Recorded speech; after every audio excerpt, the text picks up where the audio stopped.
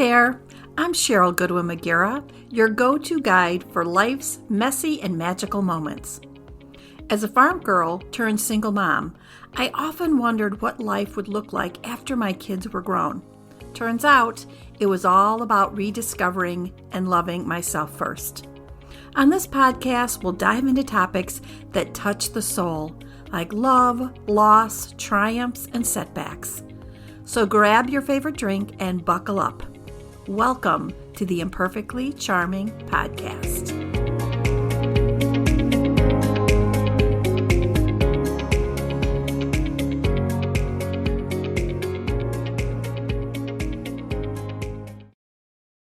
Hi, friends. Today we are exploring the intricate landscape of the mind.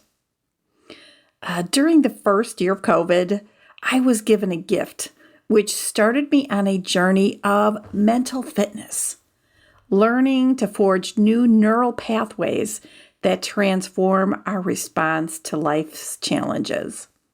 For many, this journey isn't just about battling the inner critic or the judge that insists we're never good enough. It's also about embracing our inner wisdom, or the sage, which can turn every circumstance into a gift. I know it's hard to believe, but today we will navigate these complex inner landscapes together, understanding how our minds can be both our greatest supporter and adversary.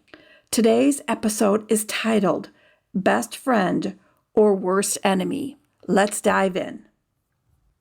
You can choose to be your own best friend and worst enemy. Each moment you get to choose whichever one you empower. Milena Karanovic. I'm referring to the worst and best enemy of our mind. Our thoughts can either beat us down or lift us up. We get to choose which one controls our life. I was fortunate during the first year of COVID to have the opportunity to be part of a training grant for coaches to learn and to teach a way to build new neural pathways. A program that focused on the importance of mental fitness, which is our capacity to respond to life's challenges with a positive rather than negative mindset. It was perfect timing. We all have an inner critic or judge that consistently berates us and tells us we're not good enough. However, we also have an inner wisdom or sage where every outcome or circumstance can be turned into a gift and opportunity. The judge lives in the limbic system or the left brain and motivates us through negative emotions such as fear, stress, anger, guilt, and shame. Whereas the sage lives in the empathy circuitry, the right brain, and motivates us through positive emotions such as empathy, curiosity, creativity, passion, and purpose. Although the judge and saboteur may generate success, it won't create happiness. The sage generates your highest and sustained joy.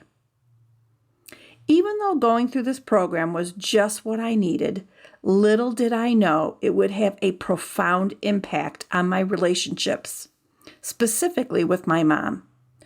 I often felt like an outsider in regard to our communication and my ability to measure up. I discovered it had nothing to do with her and everything to do with me. One part of the program taught me to look at myself and others through the eyes of a child, full of innocence and pure love.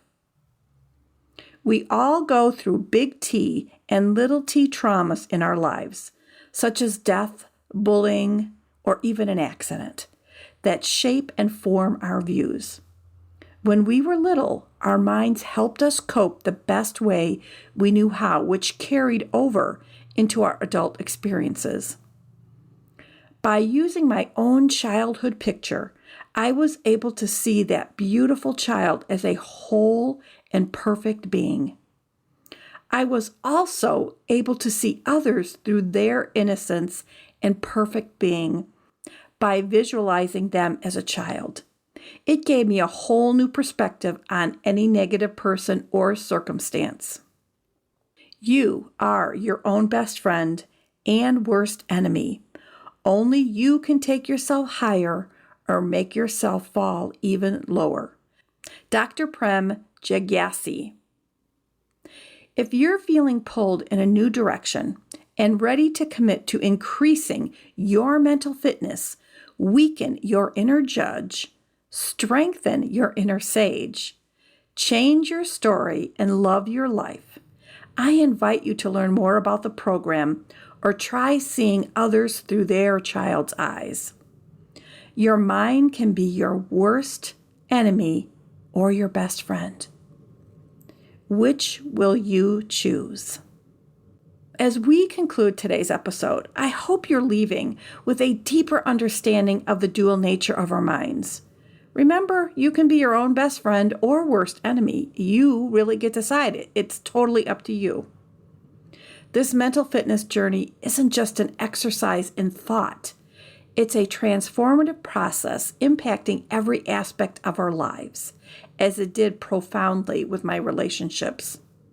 It's about seeing ourselves and others through the innocent, unjudging eyes of a child. Whether it's weakening the inner judge or strengthening the inner sage, the choice is ours. If you're feeling the pull to change your story and love your life anew, consider exploring this path of mental fitness, or simply try viewing others through their childhood innocence. Your mind can either be your sanctuary or your battleground. Which will you choose? I want to thank you for joining me today. I want you to embrace your journey, strengthen your inner sage, and remember, you have the power to write your own story. Stay inspired, stay empowered. You can learn more about my coaching program on my website. And until next time, shine on, friends. If you love this episode, you won't want to miss my free workbook, 7 Simple Ways to Elevate Your Life. Head over to the imperfectlycharming.com website to snag your copy.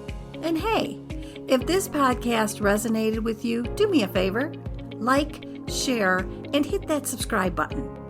And until we meet again, shine on, friends.